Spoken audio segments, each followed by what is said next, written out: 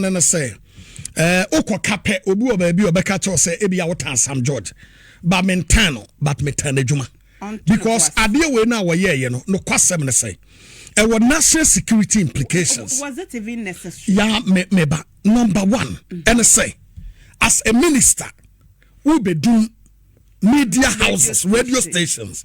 Number one, and say, I was so we discuss it with the national security coordinator. Now we move brief the president say media house way. Wama ye way ya bomo omuntia. Omuso omuntia yan. Enti this is the action ya pesi take. Yeah. Na omampaniye hu. Say Sam George eye nipa bi o respect ne ho a. And adwuma no a wo ye no obu ne ho a. Anka immediately and Neyano also did Jumato. I am telling you, I also resign. What take a decision? Because minister I take a decision. Na Omanpening Abba Bontain Abba reverse decision. No. And no say when refu president and said I'll take a decision. And you must resign immediately. I am telling you. And yes, I'm town. No, now me. No, now I am hey. No, baname.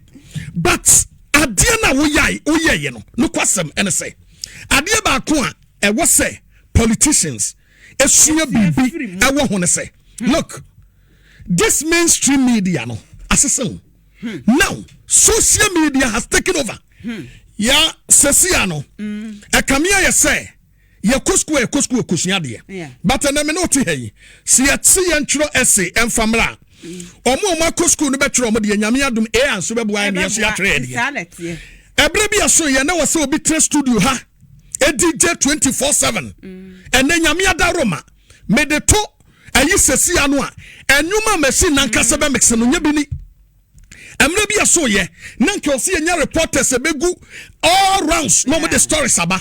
And now some no talk from kwe within a minute on Sabeka. The system is changing. And to munya sadi ani sa huna no sabin prediasa asase won to me other than media houses bia say asase any won to me kwa na say would wani asi wo mo so ya ba ye no SYZ FCB yatumu yankwa kasa say yatu omo de mu a ebe ye da na ebe ya but no kwasem e wo mo ne say munya media ne hawo ne ye ho. Politicians should stop. Some tata ye no. Na muma media for the bread do. Na some MPP ayebi. Obiaka. Ese the MPP mu ye enye. Say via say ye nuanum radio gold kwade na wo mo stream wo Facebook. Yes. Na ebasa enipa bebre ahwe wo mo adwuma na ade. Eti enye ne papa mu. Eti say MPP ayebi ma me ese owusu mu a. Enche say Ndc nso aba ese ayebi. What Abra said His Excellency Domama Ekano. Wobetumi Suban way. And Honorable Sam George, I am telling you, sir, honorable, sir, we honorable member to say the Okano. Yeah, we didn't west so Numa Biano, we had the Openwa. I am telling you, BBC Ebayano, BBC and America war, either Fox and also more Fox News and BBC. BBC London. That's one of the countries. They have opposite way but still they are still operating. And the Munim say, yeah, Kasei.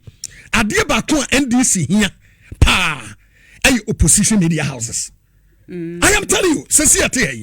And some are catching another Danko Kufuado. So tia. And Cananado, a KBM PP da so, etia kunyaso. Because and some ye ka ye nyina no, omu call rounds after so mu su ye no, omu call rounds omu ko ba na adwuma ma no. Na kokodi wempi. Eno no beboa wo. Am wo save with integrity. Anye sagefu anya wo krom ha. Yam force da ma. Urade. Eya na ya. Communications Authority NCA.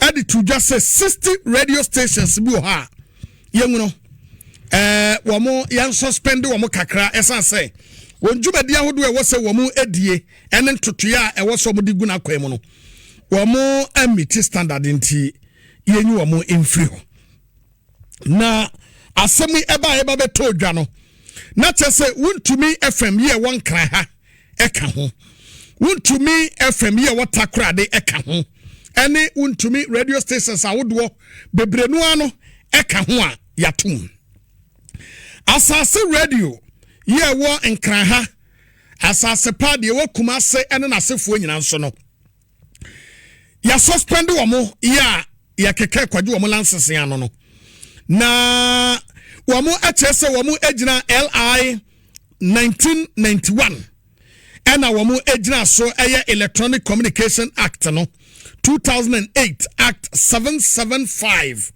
ena wo mo ejina so a wo mo didi sa adwuman na de kan wo mo chese 28 radio stations bi mu ewo ha wo mo enkrata na wo so mo de ye adwuma no as spy na wo mo enya renew ye o mo renew kro mo renew ni late enti amfa kwem e makwa 28 14 stations nso ewo ha wo mo adie no na ewo se wo mo commence operation within 2 years every day wo mo gi authorization so mbe ye adwuma no o mo anye adwuma no na mo ye kura nanka necessary inspection and cause o so mo ye no o mo anye enti no so o madum no de atoso miensa 3 stations bi o ha ye ma wo mo provisional authorization nanso sika wo so mutua no wo mantua ama na nwie o mutua bi ena o mugye bie ena 7 radio stations bi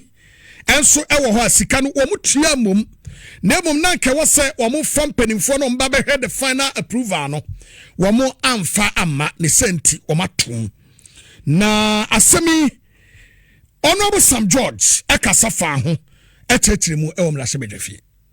Radio broadcasting is more than a source of information and entertainment. It's a trusted lifeline for civic engagements, public awareness, including national emergency alerts and national dialogue.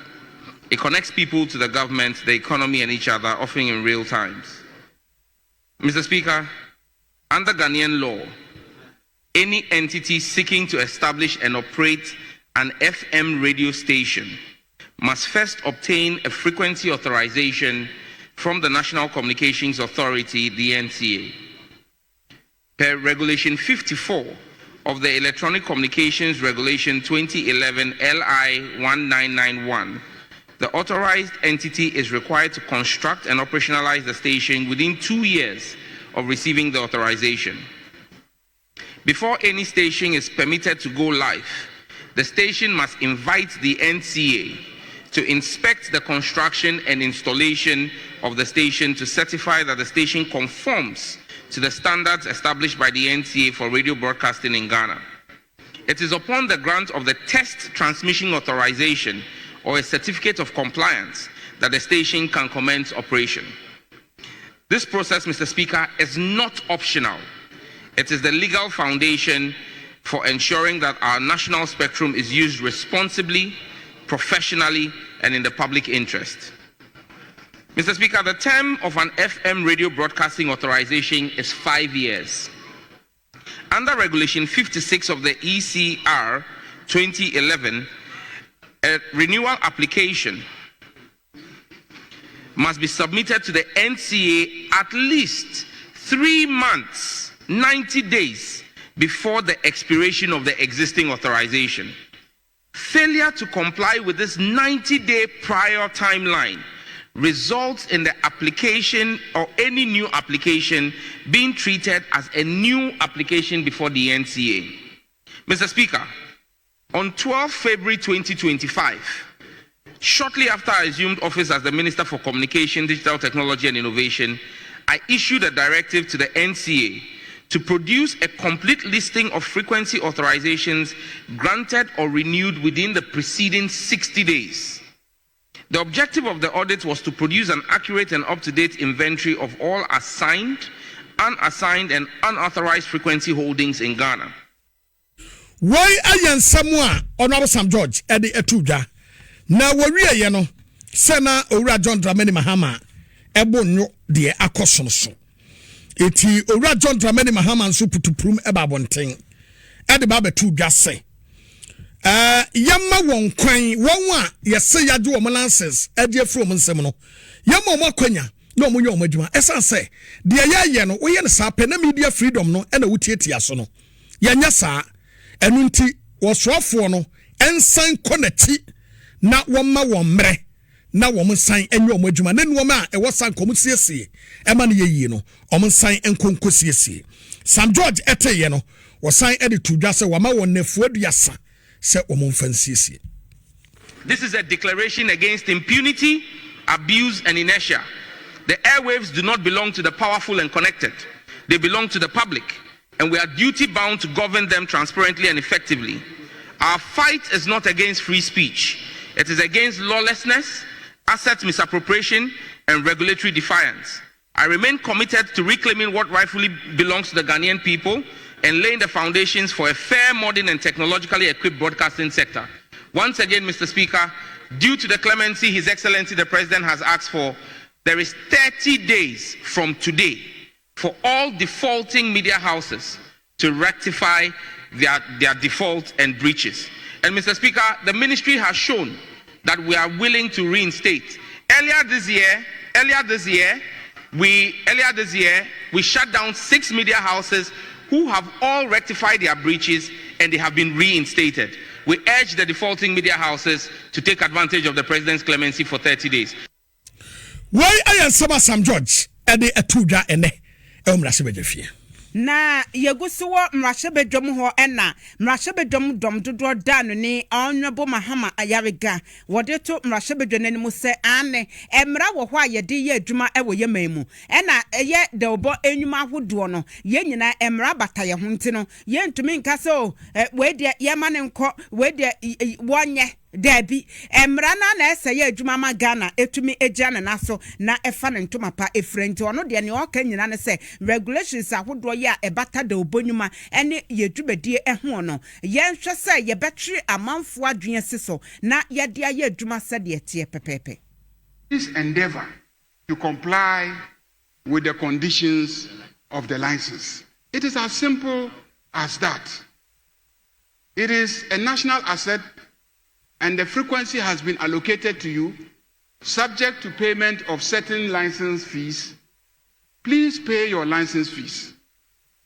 I don't think any of us is interested in waking up in the morning, tuning into a radio to hear what is happening before you even step out of your house, only to be told that the radio station has been put off. So we don't want that. But please endeavor to comply with the conditions under which you have been licensed to operate. So that is all that I will say. And also to emphasize that I have looked at the laws under which the minister has issued the suspension directives.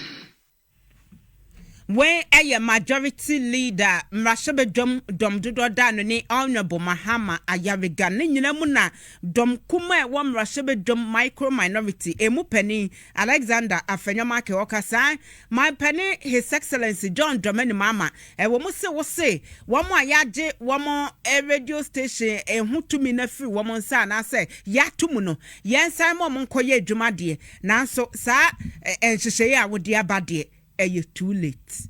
Mr. Speaker, we take this with a pinch of salt. That the NCA, together with the ministry, have embarked on a certain path, and now Mr. President, exercising his supervisory mandate, is now telling them that don't do it. Couldn't this have been discussed in-house prior to this decision?